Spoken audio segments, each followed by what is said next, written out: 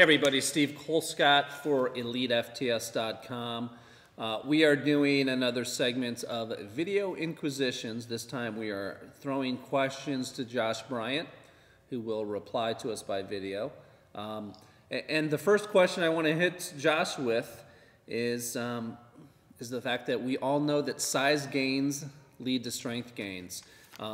When is there a point, Josh, of diminishing returns? Are there certain things we should look for that tell us that, that it's time to stop bulking and either have a period where we lean down or a period where we just stabilize at that weight?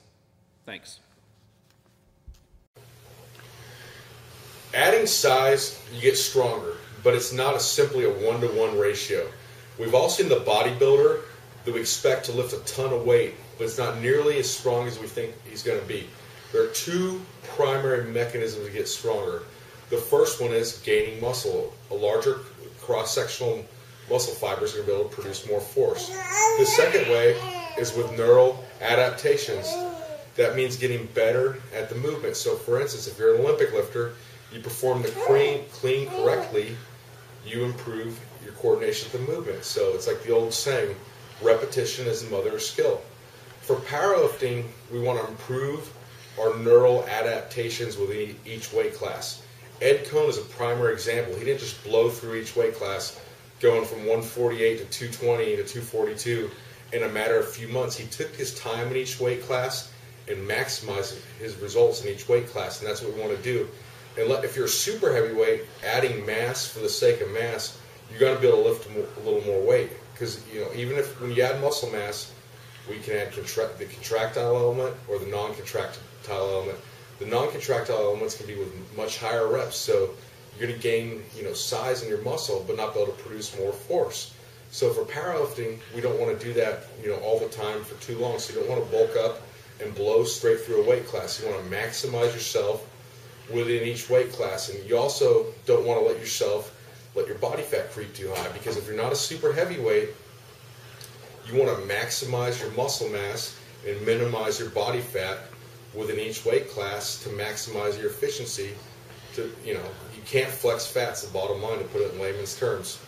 Now let's talk about this from a bodybuilding perspective. I remember like 6 or 7 years ago, Branch Warren said something to a bodybuilder at Metroflex. He said, whoa, whoa, whoa. If you cannot see abs, you can't see veins in your arms and your legs, you're getting too fat. Bodybuilding, you're not getting your actual body fat measured. So you got to look at, it's an illusion on the stage. So once you can get to the point where you're not seeing any abs, no veins in your arms or your legs, you're starting to get too fat. You can't be anal and diet real hard year round. You're afraid to put on size, but then don't just let yourself blow up either. You got to find that happy medium. So I think a good word of wisdom is for bodybuilding, if you can't see some veins in your arms or your legs or some abs, you're getting too fat. And as an older, wiser lifter, would you say that that you're more predisposed to having someone do maybe a cleaner bulking rather than some of the when we were younger we tend to do kind of dirty bulking where we eat all kinds of crap? Would you have people to eat more healthy foods at just bigger quantities, or would you just have them shovel in the calories?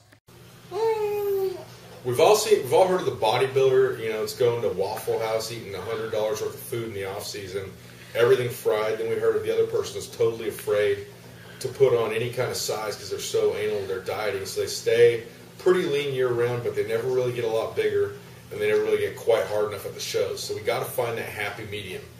And the happy medium is going to exist a lot on your individual, body type. If you're a mesomorph with low body fat, you can get away with a little more of a dirty bulk. So I would feel deceitful if I said I advocate a clean bulk or a dirty bulk. I'd say most of the time I'm going to be more towards the clean bulk side, because if you start adding a ton of muscle mass, but you're adding a ton of body fat, then when you diet to get ready for the show, it's going to be really hard to get lean enough. You have to make overtime, and you're going to end up losing a bunch of muscle because you're having to make up for all the body fat you put on. So generally, I would say I'm the cleaner side, but there's, I think in the book of Proverbs it says there's a time and a place for everything, and that would certainly hold true with dieting. So if you're the leaner type and it's impossible for you to put on weight.